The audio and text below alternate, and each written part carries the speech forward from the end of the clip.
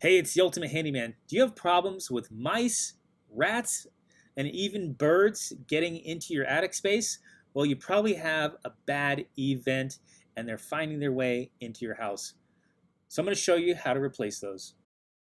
First step, we're going to remove the 4 nails that hold it on using a prying tool. I used a flathead screwdriver.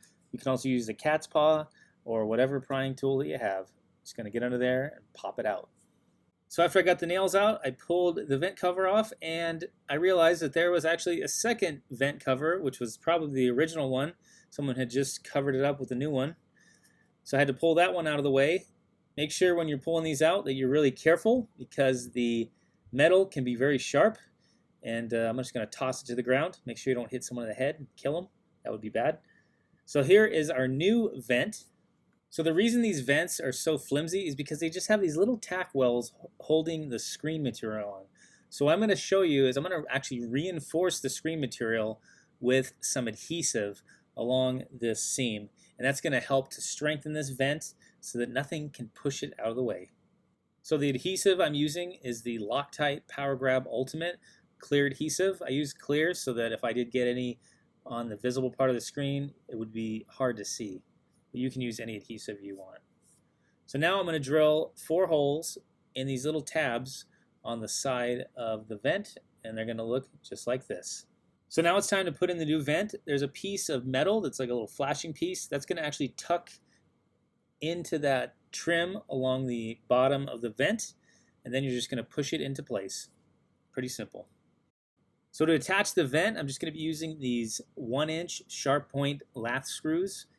The reason I went with screws is because if you ever have to replace these, it makes it a lot easier. You don't have to pry everything up, and you can just unscrew it and then put a new one in, screw it back in. So the final step would be to paint your vents to match your house, or you could leave them as they are. They are galvanized, so they're not going to rust on you. I wanted to mention you could also caulk these in place to make it really clean so you don't have any shadow lines. There's fine little gaps at the top. If you did have a big space, you could fill it in with caulking and then paint it. Only thing with caulking them in is they're going to be really hard to get out if you ever have to replace them.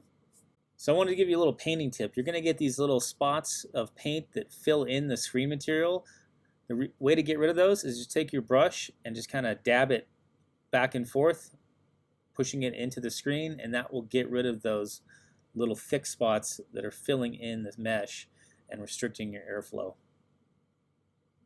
Looks nice and clean. So if you have any questions that I didn't answer for you in the video, feel free to leave them in the comment sections and I will try to help you out as best I can. Before this video ends, can you do me a huge favor? Can you please like, share, and subscribe? I spent a lot of time on these videos and I could really use your help. Also, ring that notification bell so you don't miss out on when I post my latest how-to videos. And I'm going to post some more videos right here on the screen for you to check out right now.